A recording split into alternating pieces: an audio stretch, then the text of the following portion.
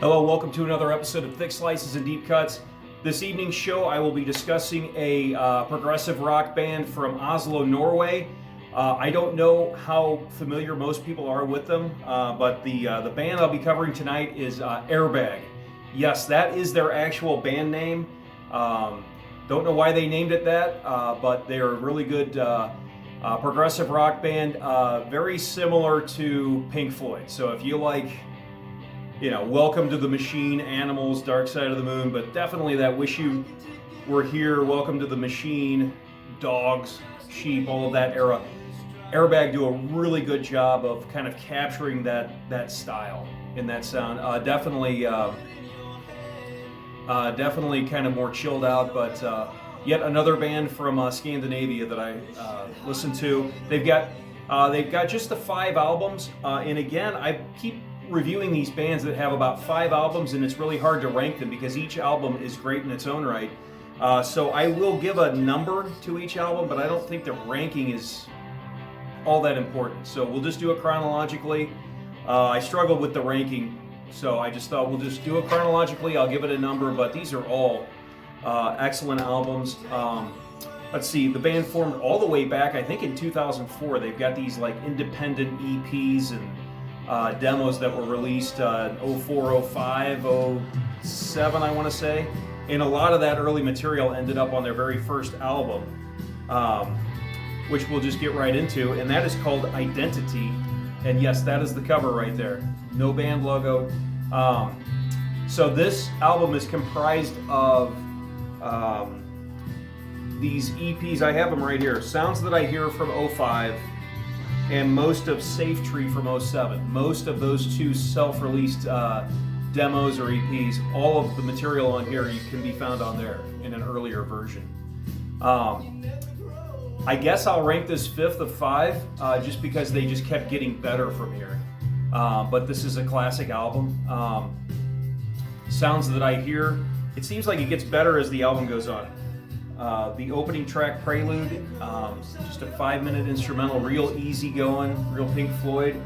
And in fact, the solo reminds me of the late Peter Grudzinski from Riverside. No Escape is an excellent one, but again, very chilled out, kind of much like Pink Floyd. They've got that way of pleasantly being cynical. No Escape, Safe Like You, Steal My Soul, Feeling Less is one of the best ones. How I Want to Be and Sounds That I Hear. Those are also good ones. I think they're missing a song on here that wasn't labeled called Colors. That's another excellent track. Also the band, they've had some lineup changes, and they're Norwegian, so these names are tough. But the singer has always been there. Asli Tostrup. He's the vocalist. Sometimes he plays acoustic guitar, but he is the vocalist. He's been there the whole way, and also Bjorn Reese, their guitar player. He's like David Gilmour's, he's a disciple of David Gilmour, to say the least. He's playing Fender Strats and pretty much on everything. And also on this album, and for the first 4 albums, they've got Anders Hovden on bass. So you've got a fairly consistent band lineup. They have changes here and there through the years, but the singer and the guitarist have been there the whole way. Bass player's been there for 4 of 5, and their current drummer has been there for 4 of the 5 albums. But a really nice starting point, and really it's them re-recording earlier material in its best form, and it's already their sound. They've already got that sound. So this isn't like one of those debuts where they're kind of still trying to figure out what they are. They spent those early independent EP type releases kind of figuring out what they were going to be, it sounds like. And it manifests itself here. What do you have? 8 tracks, about 50 minutes or so. So really nice. Listen, you can hear the music going there. So Identity, I'm going to rank it 5th of 5 today, but it's a really good album, and it's got a lot of classics. I've seen a video, or I've heard a live acoustic version of Colors and Sounds That I Hear, I believe, are the 2. And they sound great. They sound like they would fit in on any of these albums. There you go. You get a taste of Bjorn's soloing, very David Gilmour, and that's a trademark of this band. Trademark of the band is you got to have an awesome solo, and they always deliver on those too. So there you go. Their debut from 2009, Identity. Okay, so moving on to their second release, and we're hearing the title track from 2011's All Rights Removed. This one I've got ranked number 3, but it's, according to Prog Archives, their most popular, and it has the most reviews and the highest rating. And it came out in 2011, and it also has a bit of a Porcupine Tree. A little bit of a Porcupine Tree vibe to it as well. And the title track is one of my favorites. When we started this review, I was thinking this was probably my number 2. It's number 3. That's why the rankings are kind of irrelevant. All these albums are great. I think anything, you can start pretty much anywhere. White Walls is nice. The Bridge is really good. Never Coming Home and All Rights Removed, these are like, if you could see them play live for 1 hour, you'd probably want them to play All Rights Removed and Never Coming Home from this album. But everything on here is good. Light Them All Up is just sort of like a 3-minute instrumental segue to get you to Homesick, parts 1, 2, and 3. It's like a 17-minute thing. It has good energy. It's a little bit heavier on here, a little bit more rock and guitars, and some, by their standards, some more up-tempo moments, especially in the first part of Homesick. But then it drops into a really chilled thing, kind of a drifty, synthy keyboard thing, and then it kind of wraps up with a, not a fast ending, but just a slower ending with good guitar solos and things like that. So a lot of people might say this is the best thing they did, or this is them at their best, but Never Coming Home, All Rights Removed are great. The Bridge is good. White Walls is good. Homesick is the big epic. Just has sort of that,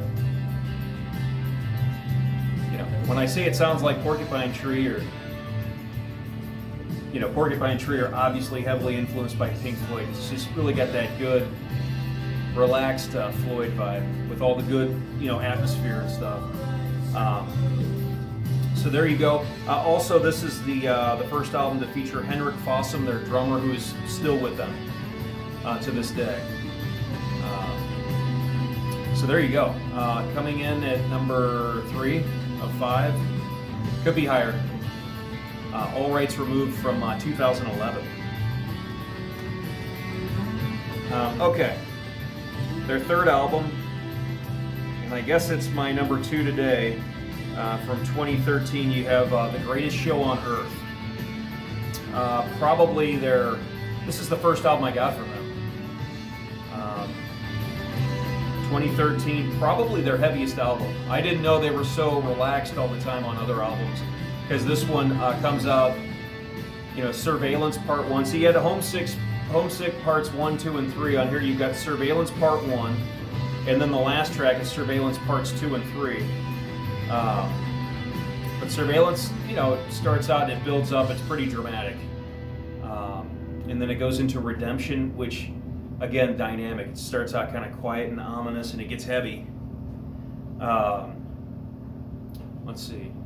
I'm wondering if we're going to hear this song next. Yes, Silence Grows. So good timing here. From All Rights Removed, the song to Silence Grows from this album. Just a really good, compact song that has all of the Airbag trademarks and comes in with a big, awesome solo. Call Me Back is one of my favorites. The only reason I didn't put that in the background here is because it's like 11 minutes long. But the first 3.5, 4 minutes of that is a song that's really catchy. It's got like a verse-chorus thing. And then it has a really nice jam that goes, I guess there are some vocals towards the end, but it's basically jams out for 7 minutes after that. So it's really drifty. The Greatest Show on Earth, the title track, is possibly the heaviest thing they did. It's pretty rocking the whole way through, but still maintains that kind of controlled atmosphere. And Surveillance Parts 2 and 3, I think it's like 15 or 16 minutes long. Excellent way to end the album. You've got everything there. You got a good, by their standards, a good heavier tune, and then it just jams out for a long time and places for atmosphere. It's like a, I don't want to say it's a better version of Homesick Parts 1, 2, and 3, but it's like that, but it's just a little more, you know, it's the next album, it's the next step forward. Yeah, first album I listened to from these guys. Here's the solo.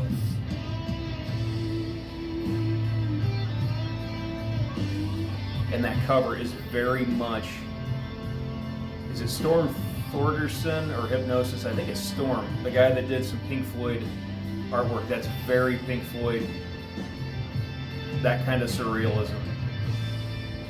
It always reminds me of like Wish You Were Here or something like that.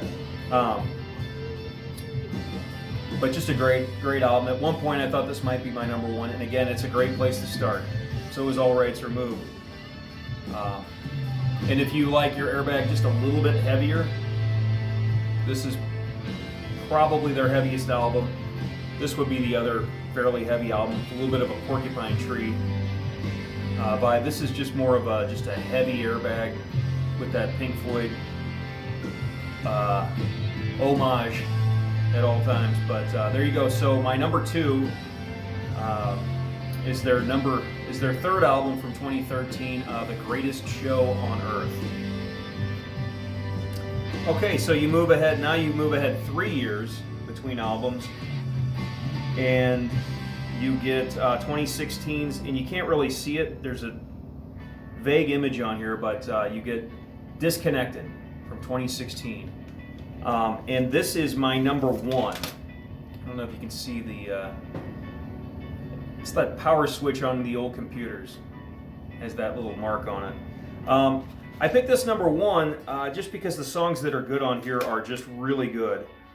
And I think this was my first album I got from them. I think I got the second and immediately third. So the reason these are my top three is this is really just, you know, the albums I listen to from them the most and have the most connection with. But also, Bjorn Reese's solos on this album are just great. This album has an edge. It's dark, not necessarily heavy like The Greatest Show on Earth, but just dark, and it's got good pace. Like the opening track, Killer, is just good. It's got a good kind of, for them, like a faster tempo. Good, like, sounds like Dogs type lyrics from Animals. Just got one of those, it's pleasant, but it's dark, and he sounds like he's kind of he's basically letting you know he'll screw you over, he'll do whatever it takes to stay on top. So that's a really kind of a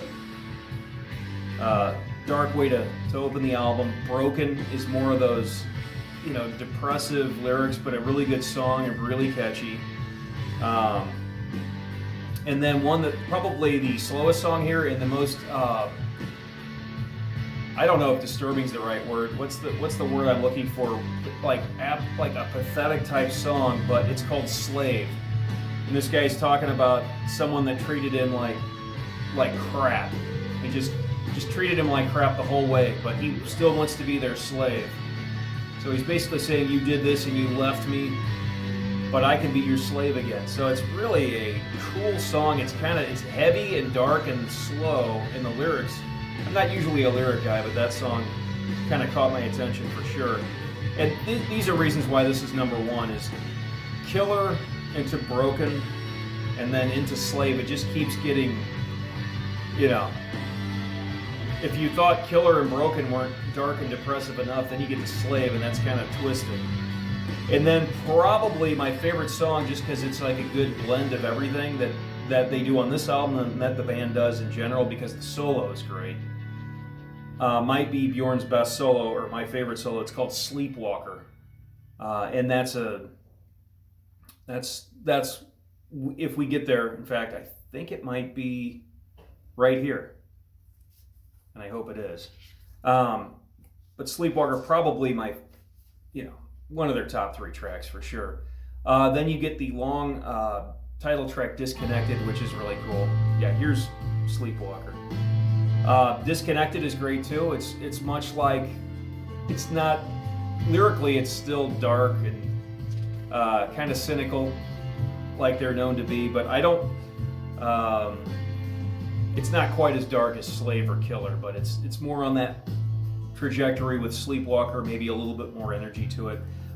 Returned is almost a positive way to end the album. It's the shortest track, it's positive, there are no drums, and it's like a way to conclude the album.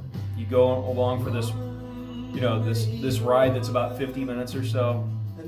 It's easily probably my least favorite track on the album, but the 5 tracks, you know, this album is pretty cynical the whole way through, so at least when you get to the final track, there's a little bit of hope, a little bit of positivity for once. You know, again, probably my least favorite track on the album, but the 5 tracks before it are what catapult this to you know, to its #1 status, basically. And just good stuff here. This is the last album to feature their bassist, Anders. But you still have, I hope I'm pronouncing his name right, the singer Asli, Bjorn on guitars, and you've got Henrik on drums, and they're still there to this day. So, but there you go. That's my #1. It's their 4th album from 2016, Disconnected.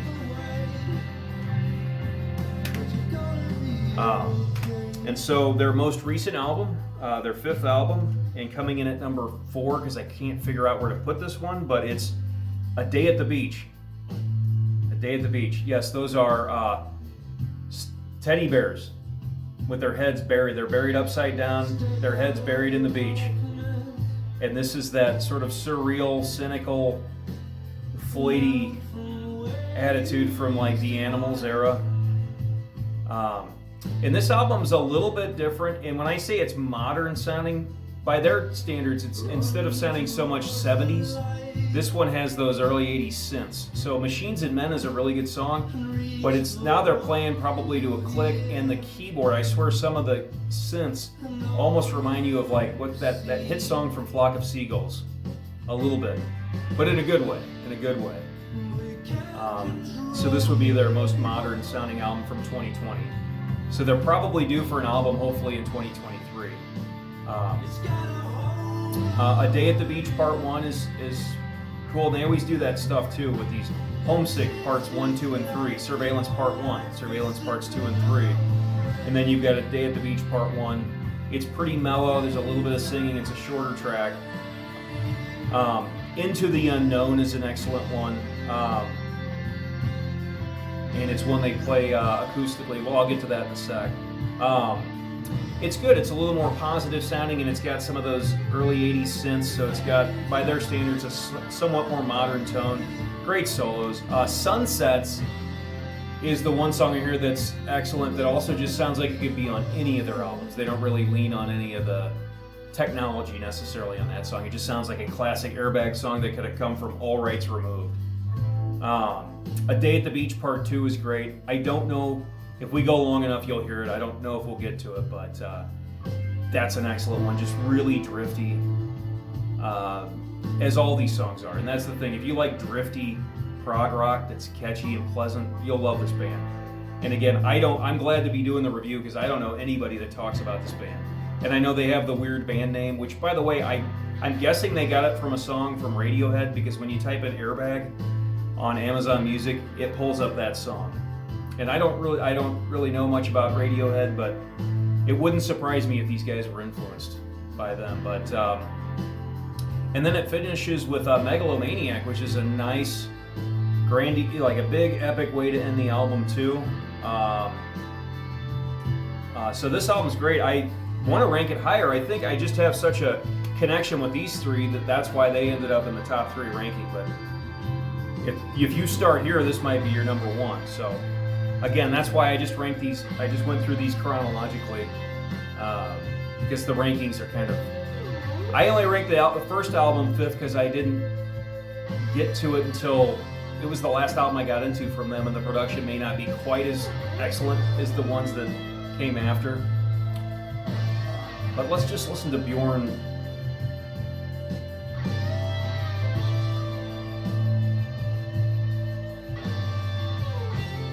Every note. Every single note.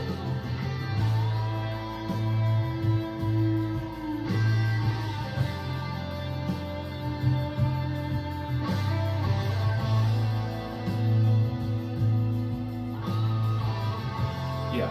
Anyway, the solos are great. The signature of the band almost. So there you go. Their most recent album to date from 2020, A Day at the Beach. So real quick, just to go over the 5 albums they put out so far. From 2009, you've got Identity. I got it ranked at 5th. Their second album from 2011, All Rights Removed, I've got 3rd today. Their third album from 2013, The Greatest Show on Earth, I have ranked number 3. Their 4th album from 2016, Disconnected, I have as number 1. And their 5th album from 2020, A Day at the Beach, I have ranked 4th today. Also, they have a thing they put out in December of 2021 called A Day in the Studio, Unplugged in Oslo. And I think it's just a I don't think it's on a label, I think they just self-released it. It's a CD and a Blu-ray, and the CD has them in the studio, a 3-piece. So Henrik, their drummer, gets an acoustic, Bjorn's on acoustic, and Astley's singing. So that's the setup. They do Machines and Men, Into the Unknown, and I believe Sunsets from this album. I think they do Come On In, which was a song never released, which was from their very first EP way back in 2004. And then they do songs from the first album, Identity.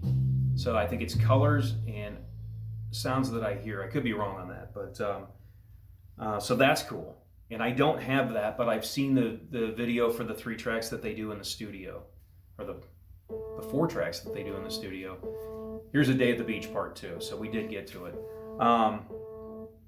Other than that, I think that pretty much covers everything. I just like to, I've done some of these Radio Giants episodes where I'm talking about Led Zeppelin, and that's fine, but most people already know everything they need to know about Led Zeppelin or have already formed their opinions. But it's nice to do an episode where you're shedding light on AIRBAG, because I think, they're a band that just somehow gets overlooked. I don't see anybody ever talking about them, but I think they're an excellent, underrated band,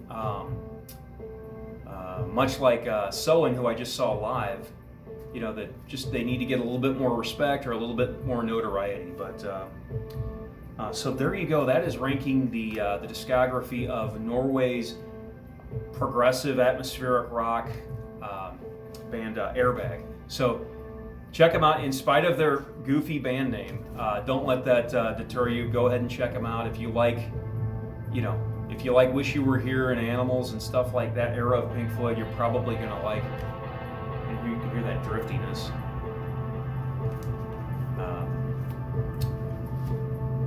And we'll just hear it pass around one more time, and then